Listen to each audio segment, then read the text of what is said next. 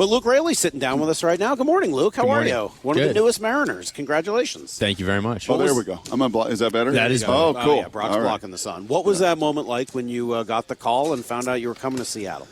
Well, it was a little strange just because I was on my honeymoon, but Where was that? I was in St. Lucia. Oh, nice. So, I yeah, thought he we was were- going to say St. Louis. So did I. I was like, oh, man, we're going to have a talk. that would have been a heck of a honeymoon. Your wife is out. It's not Yeah. going to take very long. St. Louis is no place to honeymoon. Right. No, I was in St. Lucia, and I think when the trade happened, I was in the pool playing volleyball with the other people at the resort, and you get out to about 40 text messages, a bunch of missed calls, and I was traded. And what did the wife think? She was, I don't know how to explain or describe her reaction. She was actually sitting in the hot tub with some of the people that she had met playing volleyball, and I was like, Kate, you got to come. No, I'm having fun. No. So I was like, no, I'm serious. You need to come. So. Well, you couldn't be moving much farther away, too, right? I mean, from Florida all the way to Seattle. And you've bounced around a little bit. You've been in L.A., right? You've been in Minnesota. So she kind of understood that this is part of it. Yeah, she did. She got it. Yeah, it's tough. Not only do do you make friends as a player, but she makes friends with the other wives, Right. and so it was kind of shocking for her too, and it was kind of her first taste of really getting traded. I mean, I was with her when I was in LA as well, but she didn't get to meet a ton of people over there. So this was the first time that she'd really gotten to be able to come close to some wives and stuff like that. After a breakout season, as you had in Tampa, did you see this as a possibility? Did your agent? Did you go on a honeymoon thinking, "Oh boy, we could get a call at any moment," Yeah. and life may just change dramatically? Did you have any sense at all that this could happen? No, I felt pretty safe going into the offseason, Right. but I've kind of, since being traded so many times, I know that there's no such thing as being safe in this sport. So anything's possible, and yeah, I mean, I'm happy to be here. It's a good group of guys. So, And with that organization, actually having a good breakout year might be the sign you're going to be traded. Yeah. And I don't even say that to criticize. It's just kind of the way they feel like they're forced to operate. If you've had a pretty good year, and you did have a breakout year at age 28 last year, that puts you at risk. Mm-hmm. What allowed that? I mean, 28 is a little old for a big breakout year like you had. What allowed you to get that? What changed? What clicked last year? I got a real opportunity. In the past, I hadn't gotten. I mean, I was up and down, but the stints were short and the playing time was minimal, and I kind of their hand was forced last year. I had no more options, so their choices were to, play me in the big leagues or DFA me and see where I go. Mm-hmm. What do you feel coming into this year after that opportunity, maximizing that opportunity, and really an opportunity here, Luke, to take this left field job and run with it? Yeah, I mean, it's exciting, but it's it's good experience. I'm glad I have at least a full year of service under my belt and able to know what it takes to be on the field at least the majority of the time. And what does that take for you in your game? Oh, it's the constant reps is important. So, I've always had success in the minor leagues, but I was playing all the time. So when you're not playing all the time, it's hard to be consistent. Yeah, that's what I was telling Salk before the show today. I was just doing a little homework last night. You could see the scribbles of a madman, and looking at, man, you've raked everywhere you have been. Like all of the levels, right? From A to AA to AAA, everywhere that you have been over the course of a season, the numbers are hyper productive. And obviously the major league's a little different animal. And as you said, getting the opportunity to get into rhythm. When you look at this division, when you look at this team and where you fit in it, what kind of opportunity is there? No, there's a great opportunity. I think there's an opportunity to play a lot, and I think that this team is extremely talented, and I think we have a great opportunity to have a great season.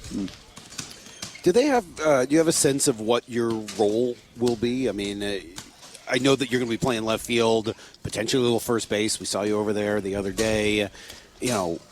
Do they just want you to swing and hit home runs? We've heard a little bit more that this is a team that is trying to cut down on the strikeout and maybe go the other way a little bit more, et cetera. I don't imagine you're going to be doing a lot of bunting, but have you had some of those conversations about your role in the offense? Yeah, absolutely. I think in general our offensive mindset is going to be a little bit different this year. And I think, it's something that we're working on a lot in batting practice and stuff is working the other way and doing a lot of situational hitting. So it is definitely different than what I was doing last year. That wasn't exactly the Rays philosophy. So, you go with it.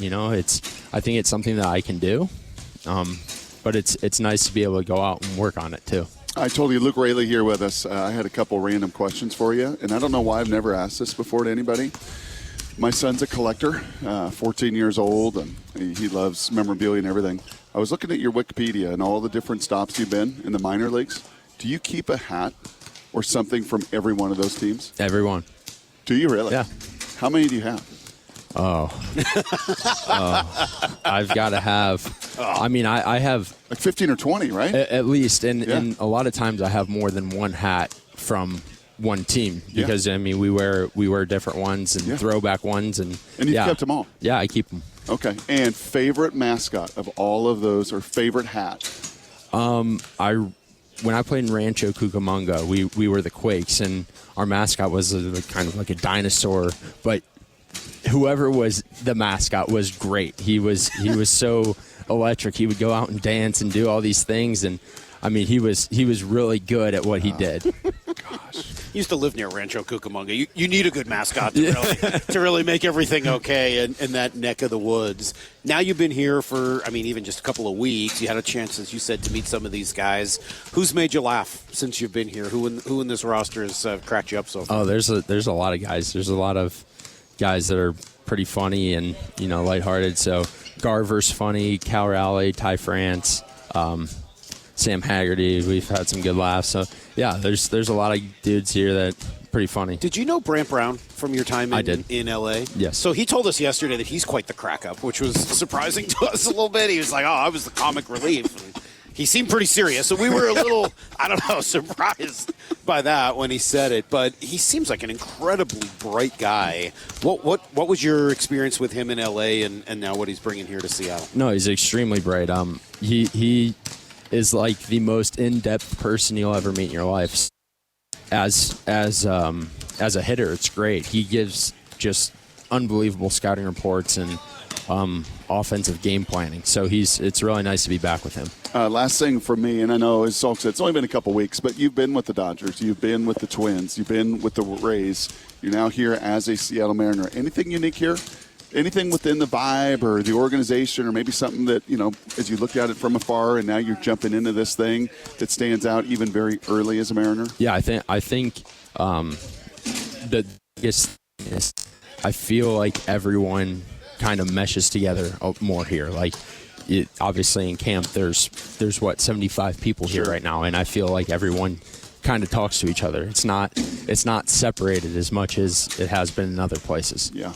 Remember a few years ago noticing that there was almost nobody here walking around with earbuds in. Right. Yeah. Is that common at other? Is that now just the norm that people take those out when they get into the building? It struck me that there was a lot of people talking to each other rather than listening to their own world. Yeah, I don't. It's definitely it's people. There's some people that enjoy having headphones in and listening to music as they do their work. I agree, though. I've seen less of it here than in other places. I don't know if that's because they like to talk more, or they can hear the music in the weight room. People definitely communicate more here. You can tell your wife that I know you're in Tampa, close to the Caribbean, St. Lucia, and all that, but because of Alaska Airlines, right, you got direct flights to Maui, all over the place, to Hawaii. In August, you'll love the San Juan Islands. It sounds like a second honeymoon is going to be in order after you kind of screwed up the first one. Right. Yeah. You're just going to have to do a second one. Yeah. You can call the first one a mini moon. Right. The next one becomes the mega moon. Yeah, there you go. And you spend a month in Hawaii. Especially if you hit like 30 bombs this year. Amazing year. Yeah, that'd be nice. Perfect. Yeah, pretty good. Lucas, nice to meet you. Thank you so much for coming by, and welcome to Seattle eventually. It'll look just like this in April, I promise. It'll be exactly the same when you get there. There is Luke Raley, one of the new members of the Mariners, kind enough to sit down with us. We'll come right back, give you guys everything you need to know. It's Brock and Salk, Seattle Sports on 710.